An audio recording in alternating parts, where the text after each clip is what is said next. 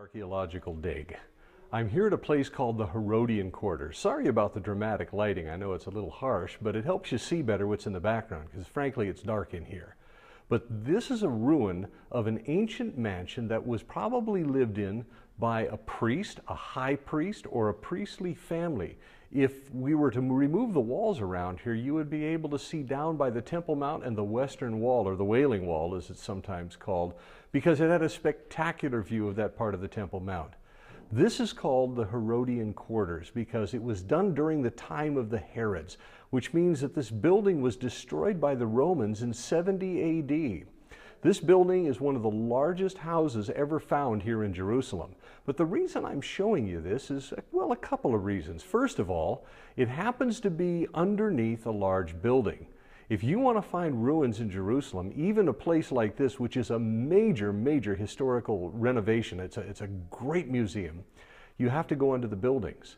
All around the Jewish quarter in Jerusalem, if you were to go into the basements of houses, of stores, of yeshiva institutes, schools, you're going to find things like this. Maybe not quite in this condition because this is beautifully restored, but you're going to find all the archaeology right beneath the buildings of Jerusalem, just like this one. On top of me is a Jewish school. It's called a Yeshiva Institute, and it towers about 4 or 5 stories above, but they didn't want to destroy the archaeology below, so they just built the building on top of it, and you have to go into the basement to find this.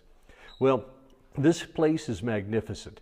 It's full of mikvaot, or we would say just mikvahs, or ritual cleansing baths. They're everywhere, which tells you it was a priest's house.